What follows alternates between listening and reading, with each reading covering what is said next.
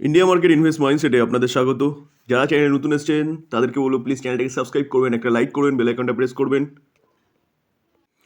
এই ভিডিওতে আমরা কিন্তু একটা কোম্পানি নিয়ে আলোচনা করব, যেই কোম্পানির নাম হচ্ছে ইনফোসিস। দেখুন, আগে অনেকবার আলোচনা করেছি, এখন কিন্তু এই ইনফোসিস সম্বন্ধে একটা খারাপ নিউজ পাওয়া যাচ্ছে, বা ব্রেকিং নিউজও বলতে পারেন। তো তার জন্য কি ইনফোসিস কীরকম চাল দেখাতে পারে, তো চলুন নিউজটা দেখি। দেখুন, ইনফোসিস লস কত বলছে, 12,500 crore, mega deal with AI company after CFO Nilanjan Roy resignation. তো বলছে যে নীলাঞ্জন রয় যে সিএফও, আমরা যে কিছুদিন আগে দেখেছিলাম যে ইনফোসিসের সিএফও ছিলেন, তিনি রিজাইন করেছিলেন। তো বলছে সেই নীলাঞ্জন রয় রিজাইন করার জন্য কিন্তু 12,500 করোড়ের একটা মেগা ডিল, যেটা উইথ এআই কোম্পানির সাথে হয়েছিল, সম্ভবত সেপ্টেম্বরের নাগাদই হয়েছিল 2023-এর। তো সেই ডিলটা কিন্তু ক্যান্সেল হয়ে যাচ্ছে, এটা জানিয়েছে কিন্তু ইনফোসিসই জানিয়েছে। দেখুন, এখানে দেখলে দেখা যাবে ইনফোসিস, এই আর্টিকেলটা দেখলে দেখা যাবে Infosys and undisclose global firm terminate their potential deal like to artificial intelligence. দেখুন, Infosys announce on Saturday that their memorandum of understanding, মানে এমওইউ যেটাকে বলি আমরা, সেটা কিন্তু with an undisclose global company has been terminate. ঠিক আছে, তাহলে বোঝা গেল যে খবরটা পাওয়া যাচ্ছে বা যে খবরটা, সেটা কিন্তু ঠিকই। তো এই জায়গায় দাঁড়িয়ে কিন্তু প্রায় কত অ্যামাউন্ট ছিল ডিলটার অ্যামাউন্ট হচ্ছে 12,500 করোড়। তো 12,500 করোড় ডিলটা হচ্ছে কি ক্যান্সেল হয়েছে। তো সেই জায়গায় দাঁড়িয়ে ইনফোসিসে কীরকম চাল দেখাবে। দেখুন, আজ হচ্ছে সানডে, মন্ডে হচ্ছে 25শে ডিসেম্বর, মার্কেট বন্ধ। টুইসডে অর্থাৎ মঙ্গলবার কিন্তু মার্কেট খুলবে, তো সেখানে কিন্তু ইনফোসিসকে লিটারেলি কিন্তু পড়তেই দেখা যাবে। কারণ 12,500 করোড়ের যে ডিলটা এআই, দেখুন বর্তমানে কিন্তু এআই নিয়েই সবাই ছুটছে। আইটি সেক্টরে যতগুলো কোম্পানি বলুন, সব কিন্তু এআইয়ের পিছনে ছুটছে। কারণ কি, যুগের সাথে তাল মিলিয়ে চলতেই হবে, কারণ বর্তমানে কিন্তু আস্তে আস্তে এআই যুগ আসছে। তো সেই জায়গায় দাঁড়িয়ে এই যে ডিলটা যে ক্যান্সেল হয়েছে না, সেই ডিলটা কিন্তু ইনফোসিসের ওপর অবশ্যই একটা এফেক্ট পড়বে। এবার কথা হচ্ছে, সেই এফেক্টটা কি লং টার্মের জন্য পড়বে না শর্ট টার্মের জন্য পড়বে। স্যার, আগে আমি সবসময় বলেছি যে কোনো কোম্পানির সম্বন্ধে আপনি যখন অ্যানালাইসিস করবেন, কারণ কোম্পানির বিজনেসটা দেখবেন। তো এই কোম্পানিটা কিন্তু ইনফোসিস যে কোম্পানিটা, সেই কোম্পানিটা কিন্তু ওয়ার্ল্ডের 3 largest IT sector service provider কোম্পানি, ভারতের 2nd লার্জেস্ট আইটি সেক্টরের সার্ভিস প্রোভাইড করা কোম্পানি। তো এই কোম্পানির ডিলটা ক্যান্সেল হয়েছে, ওকে, তাই বলে কোম্পানিটা কিন্তু শেষ হয়ে যাবে না। কারণ এর আগেও আমরা দেখেছিলাম কোম্পানির ম্যানেজমেন্টকে নিয়ে কিন্তু একটা কেস খামারি হয়েছিল। মানে ম্যানেজমেন্ট নাকি অনেক কিছু ডিসপুট ছিল, সেই নিয়ে কেস করা হয়েছিল। কিন্তু ম্যানেজমেন্টের কোনো রকম কোনো ডিসপুট ছিল না, কোম্পানিটা নিচে পড়েছিল যতটা পড়েছিল। যখন কোর্ট থেকে রায় এসছে, কোম্পানিটা কিন্তু আবার উপরে উঠে গেছে। তো স্যার, আপনাকে আগে বিজনেস দেখতে হবে। আপনার যদি কোম্পানির বিজনেস ঠিকঠাক থাকে, তাহলে এরকম ঝড়ঝাপটা আসবে। আমি বলি না যে আপনাকে আগে বিজনেস দেখতে হবে, এবং বিজনেস দেখার পরে কিন্তু আপনি ডিসিশন নেবেন এই কোম্পানিতে থাকবেন কিনা। কারণ আপনাকে কনফিডেন্স দেবে ওই বিজনেসটাই, যেই বিজনেসটা আপনি দেখছেন, দেখে তারপর ইনভেস্টমেন্ট করছেন। কারণ ঝড়ঝাপটা আসলে কিন্তু আপনি শক্ত হাতে এটা কিন্তু ধরে রাখতে পারবেন। যদি আমরা কোম্পানিটার মার্কেট ক্যাপ দেখুন মার্কেট ক্যাপ হচ্ছে 6,46,000 হচ্ছে market cap. Only for 12,500 crore order একটা হচ্ছে টার্মিনেট হয়েছে বা ডিল ক্যান্সেল হয়েছে। 6 লাখ করোড়ের মার্কেট ক্যাপ কোম্পানির মধ্যে 12,000 কিন্তু কিচ্ছু না। হ্যাঁ, এটা ঠিক যে কোম্পানি পড়বে হয়তো মঙ্গলবারে, কিন্তু তাই বলে কোম্পানি শেষ হয়ে যাবে না, কোম্পানি থেকে বেরিয়ে যাবো এরকম ব্যাপার নয়। যদি আপনি চিন্তা করেন যে কোম্পানি থেকে বেরিয়ে যাবো, তাহলে সেটা বোকামি হবে। কারণ কোম্পানি কিন্তু এই জায়গায় থাকবে না, 1560 যে দেখছেন এখানে থাকবে না। কোম্পানি এখান থেকে কিন্তু আরও অনেক লং জার্নি কমপ্লিট করবে। একটা ডিল ক্যান্সেল হয়েছে, আবার ডিল করে নেবে এআইয়ের সাথে, এআই সিস্টেমের সাথে, অন্য কোম্পানির সাথে।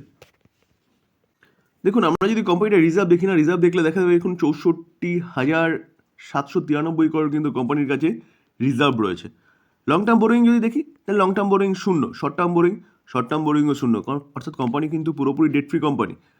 আমরা যদি কোম্পানির ক্যাশ অ্যান্ড ক্যাশ ইকুইভ্যালেন্ট দেখি, দেখুন ক্যাশ অ্যান্ড ক্যাশ ইকুইভ্যালেন্ট দেখলেও দেখা যাবে কোম্পানির কাছে কিন্তু 6,534 করোড় ক্যাশ রয়েছে। তো কোম্পানির ব্যালেন্স শিট হচ্ছে 5 স্টার ব্যালেন্স শিট।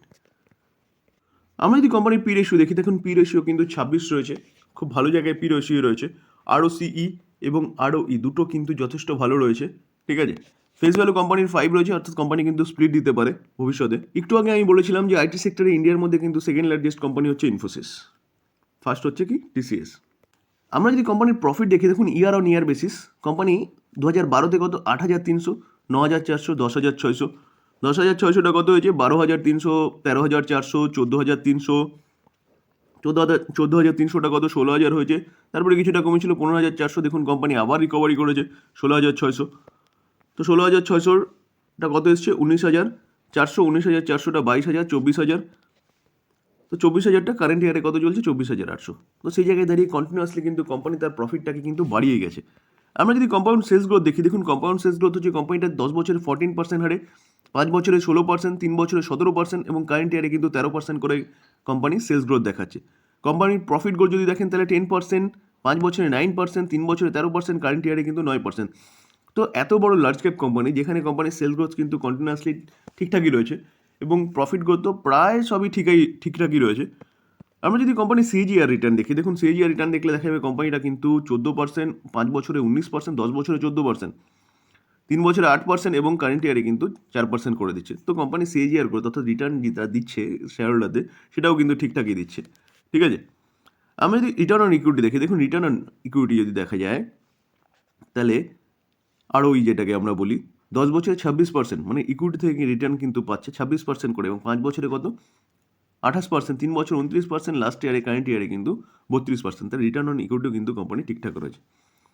তো আমরা যতগুলো প্যারামিটার দেখলাম, কোম্পানির ব্যালেন্স শিট দেখলাম, রিজার্ভ যথেষ্ট রয়েছে, কোম্পানির কাছে ক্যাশও রয়েছে, কোম্পানির কাছে কোনো রকম কোনো ডেট নেই, কোম্পানির যে সেলস গ্রোথ দেখলাম, কোম্পানির প্রফিট গ্রোথ দেখলাম, রিটার্ন অন ইকুইটি দেখলাম, সব কটা কিন্তু প্যারামিটার ঠিকঠাক রয়েছে। তো সেই জায়গায় দাঁড়িয়ে আইটি সেক্টরের second largest company, P ratio বলুন আরও সিই বলুন সবই ঠিকঠাক রয়েছে। সেই জায়গায় দাঁড়িয়ে 12,500 করোড় মতন যে অর্ডার ক্যান্সেল হয়েছে বা ডিলটা যে ক্যান্সেল হয়েছে, এটা নিয়ে চিন্তা করার কিচ্ছু নেই বস। কারণ এই কোম্পানিটা হচ্ছে একটা জাইন্ট বা হাতি, সে হাতির থেকে যদি একটুখানি পার্ট কিছুটা বেরিয়ে যায় বা ডিল ক্যান্সেল হয়ে যায়, তাই বলে পুরো হাতি শেষ হয়ে যাবে বা মরে যাবে এরকম ব্যাপার নয়। ঠিক আছে, তাই বলে আমি এটা বলছি না যেটা হয়েছে সেটা তো খারাপই হয়েছে, কারণ কোম্পানির একটা ডিল ক্যান্সেল হয়েছে, তো এটা খারাপ হয়েছে। তো মঙ্গলবারে সেই রিয়াকশানটা একটু দেখা যাবেই। আমরা যদি শেয়ার হোল্ডিং প্যাটার্ন দেখি, দেখুন প্রোমোটার কতটা স্টেক হোল্ড করছে, প্রোমোটার কিন্তু 14%, প্রায় 15% স্টেক হোল্ড করছে, এফআইএস 33%, ডিআইএস হচ্ছে 35%। পাবলিক কতটা, পাবলিক হচ্ছে 15%, গভর্নমেন্টও কিন্তু এখানে আছে 0.19% স্টেক কিন্তু গভর্নমেন্টের রয়েছে এবং আদার্স রয়েছে কত 0.31%। তো এফআইএস ডিআইএস এবং প্রোমোটার মিলে অ্যাপ্রক্সিমেট কিন্তু কতটা স্টেক হোল্ড করছে, অ্যাপ্রক্সিমেট কিন্তু 84% স্টেক কিন্তু তারা হোল্ড করছে। ঠিক আছে, তো দেখুন এফআইএস এর মধ্যে দেখলে দেখা যাবে, দেখুন কে কে রয়েছে, গভর্নমেন্ট অফ সিঙ্গাপুর রয়েছে, কতটা স্টেক হোল্ড করে রয়েছে, গভর্নমেন্ট অফ সিঙ্গাপুর কিন্তু 2.5%-এর উপর স্টেক হোল্ড করে রয়েছে, গভর্নমেন্ট অফ সিঙ্গাপুর।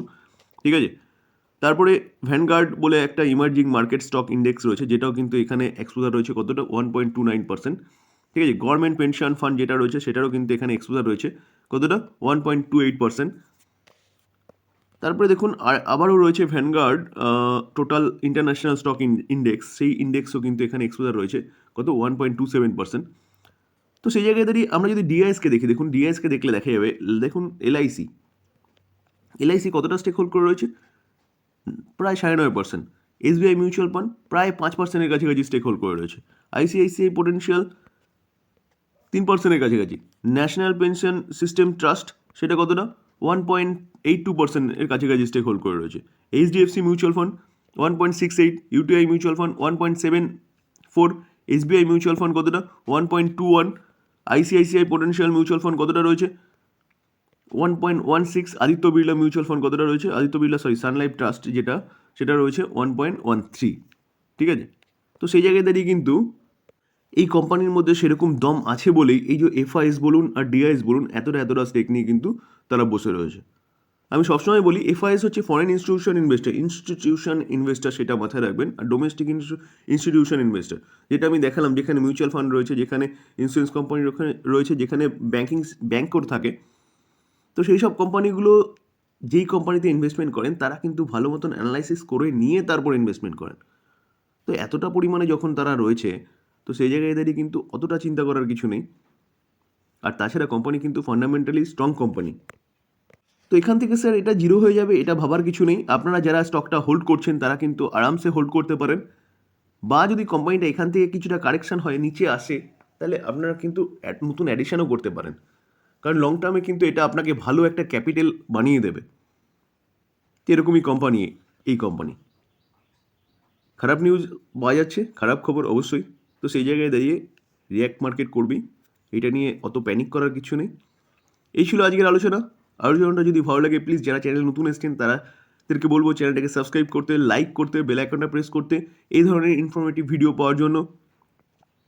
তার পাশাপাশি বলবো যারা এখনও অ্যাকাউন্ট ওপেনিং করেননি শেয়ার মার্কেটে ইনভেস্টমেন্টের জন্য, ডিসক্রিপশন বক্সে অ্যাপস্টকের লিঙ্ক দেওয়া আছে, সেখান থেকে চাইলে আপনারা কিন্তু আপনাদের অ্যাকাউন্ট ওপেন করতে পারে, যেখানে কিন্তু ব্রোকারেজ খুবই কম, অ্যানুয়াল মেনটেন্যান্স কোনো চার্জ নেই, অ্যাকাউন্ট ওপেনিংয়ের কোনো চার্জ নেই। আপনারা চাইলে সেখানে গিয়ে কিন্তু লিঙ্ক থেকে আপনারা অ্যাকাউন্ট ওপেনিং করতে পারেন। থ্যাংক ইউ, ভালো থাকবেন।